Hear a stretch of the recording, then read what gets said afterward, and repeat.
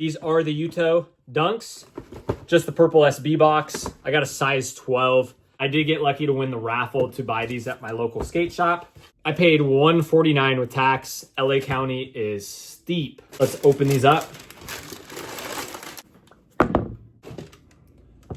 Just your standard tissue paper. It does come with the Nike SB sticker. So here we are. These are called like the Matcha Asparagus colorway. It's got the green, kind of some specks. This is kind of a rougher suede. It is have like colors on the side as well. The toe box is one color. A canvas plastic material. It says Yuto on the tongue. On the back, more suede. Kind of like a fabric, but kind of like a wood texture almost. You have the Yuto logo on the heel. Bottom, there's a little pink, some green with some white speckles, green laces. Even on the little like lace hole, there's like a little texture on there. There's also that same texture on like, what are they called? Like anglets or something, the end of shoelaces. Here is the left shoe.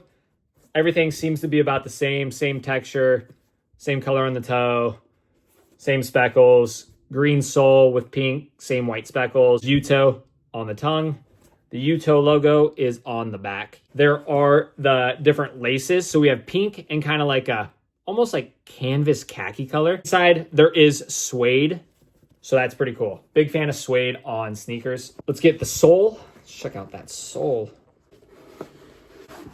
Here are the insoles from both sneakers. I'm gonna guess down here, this pays homage to kind of the vending machines that are around all of Japan. We have some waves, and then your kind of like traditional Japanese style architecture. I know the hype on Dunks have kind of died in the last couple months.